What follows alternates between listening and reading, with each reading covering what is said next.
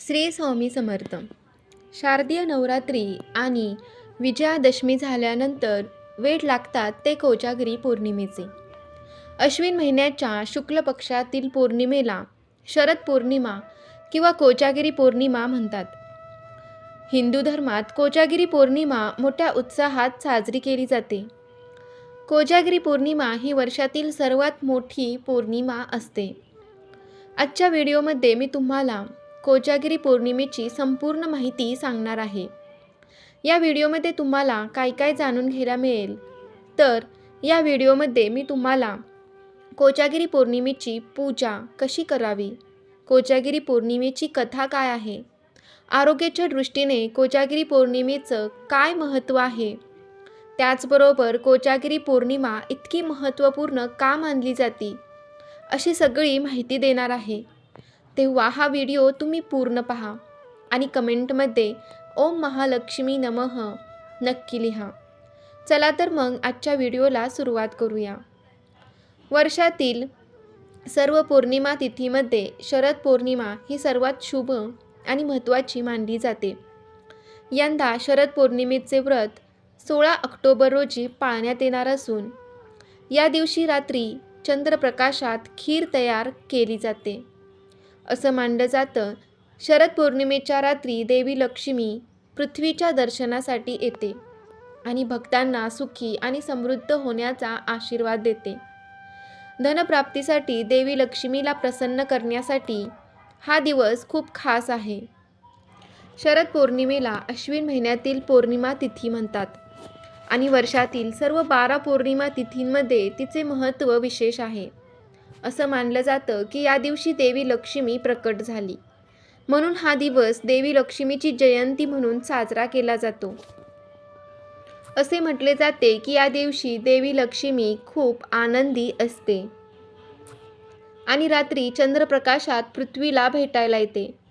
देवी लक्ष्मीचा त्या भक्तांवर विशेष आशीर्वाद असतो ज्यांना ती उपासना आणि भजन आणि कीर्तन गाताना पाहते. म्हणजेच माता लक्ष्मी पाहते की कोण जागे आहे आणि तिची पूजा करत आहे. म्हणून या पौर्णिमेला कोजागिरी पौर्णिमा असेही म्हणतात. या दिवशी चंद्र देखील त्याच्या 16 टप्प्यांनी पूर्ण होतो आणि अमृताचा वर्षाव करतो. चंद्राच्या किरणांमध्ये ठेवलेल्या खिरीचे सेवन केल्याने अनेक रोग दूर होतात आणि देवी लक्ष्मीची कृपाही होते. शरद ऋतूची चाहूल हलकीशी थंडी म्हणजेच कोजागिरी पौर्णिमा. कोजागिरी पौर्णिमेचा अर्थ आहे कोजागृती, म्हणजे कोण जागत आहे. लक्ष्मीचं आगमन जेव्हा कोजागिरी पौर्णिमेच्या रात्री होतं तेव्हा माता लक्ष्मी विचारत असते कोण जागत आहे आणि या दिवशी जागरण का करतात, तर माता लक्ष्मीचं आगमन चंद्रमंडळातून पृथ्वीवर होत असतं आणि ती पूजा जर आपण केली तर माता लक्ष्मी आपले दार उघडे असल्यामुळे आपल्या घरामध्ये येते. म्हणजेच लक्ष्मीचं आगमन दिवाळीसाठी आपल्या घरी होत असतं. तर कोजागिरी पौर्णिमा यासाठीच आपण साजरी करत असतो. कोजागिरी पौर्णिमेला वेगवेगळ्या भागांमध्ये, वेगवेगळ्या प्रांतांमध्ये वेगवेगळी नावं आहेत. जसं की आपल्या महाराष्ट्रामध्ये कोजागिरी पौर्णिमा म्हटलं जातं. उत्तर प्रदेश, मध्य प्रदेशच्या सुद्धा काही भागांमध्ये कोजागिरी पौर्णिमाच म्हटलं जातं. पण बंगाली लोक याला तर कोणी कौमुदी पौर्णिमा, कोणी शरद पौर्णिमा असं सुद्धा म्हणतात. कोजागृती म्हणजे कोण जागा आहे, कोण जागृत आहे असं विचारत दुर्गादेवी सर्वत्र फिरते. असं म्हणतात, नवरात्रीच्या 9 दिवसांमध्ये आपण स्त्री शक्तीचा जागर करतो, आदिशक्तीची पूजा करतो. त्यानंतर विजयादशमीला सीमोल्लंघन करून आपण विजयासाठी प्रार्थना करतो. त्यानंतर ही पौर्णिमा म्हणजेच कोजागिरी पौर्णिमा. शेतीची कामं आता अर्ध्यावर आलेली असतात. बऱ्यापैकी तुमच्याकडे सुद्धा आता पिकाची सोमणी किंवा कापणी सुरू असेल. काही ठिकाणी तुमच्याकडची पिकं सोनीला म्हणजेच कापणीला सुद्धा आलेली असतील. शेतातील पिकं वाऱ्यावर डोलू लागलेली असतात. पावसाळासुद्धा आता संपत आलेला आहे. काही भागांमध्ये नवीन पिकं हाताशी आलेली आहेत. अनेक भागात त्यामुळेच या पौर्णिमेला नव्यानी पौर्णिमा असं म्हटलं जातं. आता आपण कोजागिरी पौर्णिमेची कथा जाणून घेऊया. कोजागिरी पौर्णिमेच्या अनेक कथा आहेत. त्यापैकी एक कथा मी तुम्हाला सांगते. तर बघा, एकदा एक राजा आपलं सगळं वैभव, सगळी संपत्ती गमावून बसलेला असतो. त्याची राणी महालक्ष्मीचं व्रत करते आणि लक्ष्मी देवी प्रसन्न होऊन तिला आशीर्वाद देते. त्या राजाचं वैभव त्याला परत मिळतं. असं म्हणतात, महालक्ष्मी कोजागिरी पौर्णिमेच्या मध्यरात्री चंद्रमंडळातून उतरून खाली पृथ्वीवर येते. ती चंद्राच्या प्रकाशात अमृत कलश घेऊन प्रत्येकाला विचारते, कोजागृती म्हणजे कोण जागा आहे? आपल्या कर्तृत्वाला कोणी जागृत आहे का? आणि तिच्या हाकेला साथ घालण्यासाठी सगळे जागे राहतात. म्हणून कोजागिरी पौर्णिमेच्या दिवशी आपण मध्यरात्रीपर्यंत जागे राहावं. माता लक्ष्मी अमृताचा कलश घेऊन, म्हणजेच तिच्याकडून ती एक प्रकारचा आशीर्वादच आपल्याकडून घेऊन आलेली असते. अमृत कलश म्हणजेच आशीर्वादाचा कलश समजून घ्या. त्या दिवशी ती आशीर्वादाचा कलश घेऊन प्रत्येकाच्या दारोदार जाते. प्रत्येकाला विचारते, कोणी जागा आहे का? आणि त्या दिवशी आपण जरूर जागं राहावं. आपले दरवाजे उघडे असतील. आपण जर कोजागिरी पौर्णिमेच्या पूजेची मांडणी केलेली असेल तर माता लक्ष्मी अमृत कलश घेऊन आपल्या घरामध्ये येते. दिवाळीच्या स्वागतासाठी आणि दिवाळीच्या आगमनासाठी माता लक्ष्मी आपल्या घरामध्ये कोजागिरी पौर्णिमेच्या दिवशी प्रवेश करत असते. ही होती कोजागिरी पौर्णिमेची अगदी छोटीशी कथा, की कोजागिरी पौर्णिमेच्या मध्यरात्रीपर्यंत जरूर जागे राहा. त्यामुळे काय होईल, माता लक्ष्मी अमृत कलश घेऊन आपल्या घरात प्रवेश करेल. आपल्या घरामध्ये सुख, समृद्धी, वैभव, ऐश्वर्य, धनाची कधीही कमी पडणार नाही. आता आपण कोजागिरी पौर्णिमेच्या म्हणजे शरद पौर्णिमेच्या पूजेची तयारी कशी करावी याबद्दल माहिती जाणून घेऊया. तर कोजागिरी पौर्णिमेच्या दिवशी रात्री तुमची कामं नेहमीपेक्षा लवकर आटपून घ्या. त्यानंतर रात्री तुमची कामं आटपली की आंघोळ करून घ्यायची. सगळ्यांनी आंघोळ करून तुम्ही स्वच्छ कपडे घालायचे आहेत. महिलांनी त्यांच्या आवडीच्या साड्या या दिवशी नेसू शकता. बऱ्याच ठिकाणी या दिवशी पांढरी साडी, चांदीचे दागिने घालण्याची प्रथा आहे. उदाहरणार्थ राजस्थानमध्ये हा प्रकार केला जातो. महाराष्ट्रामध्ये तुम्ही नेहमीप्रमाणे जसे की या दिवशी तयार होत असेल, तुम्हाला ज्या रंगाची साडी या दिवशी नेसायची असेल तर ती तुम्ही नेसू शकता. अंघोळ वगैरे झाली, तुम्ही स्वच्छ कपडे घातले. आता काय करायचं, पूजेची मांडणी आपल्याला करायची आहे. पूजा आपल्याला रात्रीच करायची आहे. त्यामुळे रात्री तुमचे दरवाजे, खिडक्या उघड्या ठेवा. या दिवशी आणि एक पाट घ्यायचा, त्यावर लाल रंगाचं कापड टाकायचं आहे. त्यावर माता लक्ष्मीचा फोटो किंवा मूर्ती ठेवायची आहे. पण लक्षात ठेवा, या मूर्तीवर आपल्याला पांघरून टाकून ठेवायचं आहे. ही मूर्ती किंवा फोटो आपल्याला झाकून ठेवायची आहे. आता तुमच्या घरी जर इंद्राचा फोटो, इंद्राची मूर्ती वगैरे काही असेल तर ती सुद्धा ठेवा. कारण या दिवशी ऐरावतावर स्वार झालेल्या इंद्राची पूजा करण्याला सुद्धा महत्त्व आहे. आणि नसेल तर मग एक मंगल कलश स्थापन करा. शेजारी माता लक्ष्मीचा फोटो किंवा मूर्ती ठेवा. आणि नेहमीप्रमाणे आपण जे काही पूजेचे साहित्य म्हणजे फूल असेल, दिवा लावला असेल, अगरबत्ती लावणं, रांगोळी काढणं, तर अशी कामं तुम्ही करून घ्या. म्हणजे पूजेची मांडणी करून घ्या. फक्त एक लक्षात आपल्याला ठेवायचं आहे की माता लक्ष्मीचा जो काही फोटो असेल, मूर्ती असेल, तर त्यावर आपल्याला कपडा टाकून ठेवायचा आहे. किंवा मग एखादी ओढणी असेल, एखाद्या कापडाने झाकून ठेवायचा आहे. आणि तो कधीपर्यंत झाकून ठेवायचा हे सुद्धा मी तुम्हाला सांगणार आहे. त्यानंतर तुम्ही जिथे जिथे कुठे दूध आटवायला ठेवलं असेल तिथं यायचं. आणि दरवर्षी तुम्ही 12 वाजेपर्यंत काय काय धमाल करता किंवा काय काय करता ते या दिवशी सगळं करू शकता. तर काही जण गप्पा गोष्टी करतात, जुन्या आठवणींना उजाळा देतात. कोणी कोणी देवांची गाणी म्हणतं. किंवा मग तुम्ही महालक्ष्मी मंत्राचा जप करू शकता. किंवा मग ओम महालक्ष्मी नमः, महालक्ष्मी नमः, किंवा मग ओम नमो भगवते वासुदेवाय हा जप सतत करू शकता.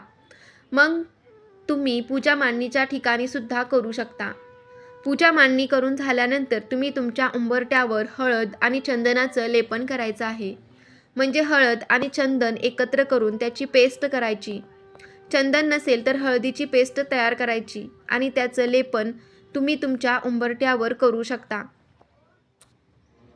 आणि उंबरट्याच्या साईडला म्हणजे जिथे आपण नेहमी लक्ष्मीचे पावलं काढू शकता, शुभ लाभ काढू शकता किंवा मग स्वस्तिक सुद्धा काढू शकता. कारण माता लक्ष्मी आपल्या दाराशी येणार आहे आणि तिचं आपल्याला स्वागत करायचं आहे. हळद आणि चंदनाचं लेपन किंवा हळदीचं लेपन असतं ते पौर्णिमेला करण्याचं खूप महत्त्व आहे. त्याचा खूप पॉझिटिव्ह असा प्रभाव आपल्या घरावर. तर बघा, आपल्या घरातील जे कोणी ज्येष्ठ अपत्य असेल, म्हणजे मोठा मुलगा असेल, मोठी मुलगी असेल किंवा मग मुलाचे लग्न झाले असेल, तर मुलाची आणि सुनेची अश्विनी करण्याची, म्हणजेच आपल्यात मोठ्या अपत्याची अश्विनी करण्याची पद्धत या दिवशी आहे. म्हणजेच तुमच्या मोठ्या मुलाचं तुम्हाला औक्षण करायचं असेल, सून आलेली असेल तर सुनेचं सुद्धा औक्षण तुम्हाला या दिवशी करायचं आहे. तर याला अश्विनी करणं असं म्हटलं जातं, कारण अश्विन महिन्यात कोजागिरी पौर्णिमा येते आणि ज्येष्ठ अपत्याचं पण औक्षण करतो, म्हणजेच त्याला ज्येष्ठ अपत्याची अश्विनी साजरं करणं असं म्हणतात. रात्री 12 वाजेपर्यंत चंद्र बरोबर आपल्या डोक्यावर येतो आणि चंद्राचा प्रकाश आपल्या दुधामध्ये पडतो. चंद्राचा प्रकाश जेव्हा दुधामध्ये पडतो तर तेव्हा मग हे दूध भांड्यामध्ये काढून प्रत्येकाला दिलं जातं. आणि काय असतं, हिवाळ्यामध्ये आपल्याला पित्ताचा त्रास जास्त होतो, त्यामुळे पित्त वाढू नये यासाठी ज्या दुधामध्ये ड्रायफ्रूटची पावडर किंवा मग दुधाचा मसाला तयार करून तो टाकला जातो आणि हे दूध पिल्यामुळे आपल्याला पित्त प्रकोप जो आहे तो शांत होतो. तर त्यामुळेच म्हणजेच आरोग्याच्या दृष्टीने त्यामुळे ह्या दिवशी दूध पिण्याला महत्त्व आहे. आणि कोजागिरी पौर्णिमेच्या दिवशी नेहमीपेक्षा चंद्राचा जो प्रकाश असतो तो एकदम लख्ख असतो. चंद्राची जी किरणे असतात ती एकदम पृथ्वीच्या जवळ आलेली असतात. नेहमीपेक्षा चंद्राचा प्रकाशसुद्धा भरपूर लख्ख असतो. सुद्धा या कोजागिरी पौर्णिमेला तितकंच महत्त्व आहे. रात्री तुम्ही हे काही दूध आहे ते एकमेकांना देण्यापूर्वी आपण जी काही पूजेची मांडणी केलेली आहे तिथे तुम्हाला एखादा बाऊल किंवा एखादं भांडं भरून ते दूध माता लक्ष्मीच्या पुड्यामध्ये ठेवायचं आहे. माता लक्ष्मीला हा नैवेद्य दाखवून झाल्यानंतर नमस्कार करायचा आणि म्हणायचं, हे माता लक्ष्मी, तुझं आमच्या घरामध्ये स्वागत आहे. आमच्या घरामध्ये तू नेहमी स्थायी स्वरूपात राहा, कधीही निघून जाऊ नको. आम्ही कधी उठणार नाही, मातणार नाही आणि आमचा हा कोजागिरी पौर्णिमेचा घेतलेला जो वसा आहे तो आम्ही कधीच टाकणार नाही. तर तुझी कृपादृष्टी, तुझा आशीर्वाद आमच्यावर नेहमी राहू दे. आणि हा जो प्रसाद आपण माता लक्ष्मीच्या चरणापासून ठेवलेला आहे किंवा तिच्या पुढ्यात म्हणजे समोर ठेवला आहे, तो सगळं झाल्यानंतर आपण सर्वांनी तो प्रसाद म्हणून ग्रहण करायचा आहे. आता आरोग्याच्या दृष्टीने याचं काय काय फायदा आहे आणि मुख्य फायदा या दुधाचा कुणासाठी होणार आहे तर ते सुद्धा सांगणार आहे.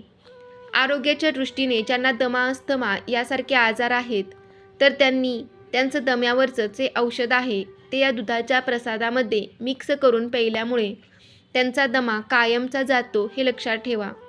जर तुमच्या घरामध्ये, तुमच्या नातेवाईकांमध्ये कोणाला दमा, अस्थमा यासारखा आजार असेल तर त्याचे जे काही औषध असेल तर त्यांनी कोजागिरी पौर्णिमेच्या रात्री या आठवलेल्या दुधामध्ये त्यांचं औषध मिक्स करून प्यायचं आहे.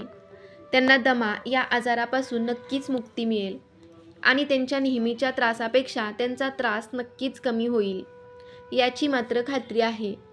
त्याचबरोबर अजून या दुधाचा कोणाला फायदा आहे तर महिलांना बऱ्यापैकी पिरियडचे प्रॉब्लेम असतात किंवा 100% महिलांपैकी 80% महिलांना PCOD, PCOS यासारखे प्रॉब्लेम आहेत. तर त्यांनी काय करायचं आहे, जे दूध आहे, आठवलेलं दूध म्हणजेच खीर, तर ते एका चांदीच्या भांड्यामध्ये किंवा काचेच्या भांड्यामध्ये घ्यायचे आहे आणि रात्रभर झाकून ठेवायचे आहे. आणि रात्रभर चंद्राची जी किरणं आहेत, चंद्राचा जो शीतल प्रकाश आहे तो त्यावर पडू द्यायचा आहे. त्यामुळे काय होईल, तुमचा PCOD, PCOS यासारखा प्रॉब्लेम आहे तो कायमचा दूर जाईल. या दिवशी चंद्राची जी किरणं असतात ती खूप आरोग्यदायी असतात आणि खूप जणांना याचा फायदा झालेला आहे. तुमच्याकडे चांदीची वाटी असेल, प्लेट असेल किंवा मग काचेचं भांडं तर असतं, तर त्यामध्ये या दुधाची खीर तुम्ही घ्यायची आहे आणि त्यावर एखादं पातळ असं झाकण ठेवायचं आहे, कारण आपल्याला ते बाहेर ठेवायचं आहे. तर मग तुम्ही एखादं पातळ अशा ओढणीने किंवा कपड्याने तो जो काही ग्लास असेल, भांडं असेल तर तो छानपैकी बांधून घ्या. रात्रभर चंद्राची किरणं त्यावर पडू द्या आणि दुसऱ्या दिवशी सकाळी तुम्हाला हा कोजागिरी पौर्णिमेचा प्रसाद ग्रहण करायचा आहे. तुम्हाला तुमच्या PCOD, PCOS आणि पिरियडमध्ये तुम्हाला जे काही त्रास होत असतील तर ते नक्कीच निघून जातील आणि दूर होतील याची सुद्धा खात्री आहे.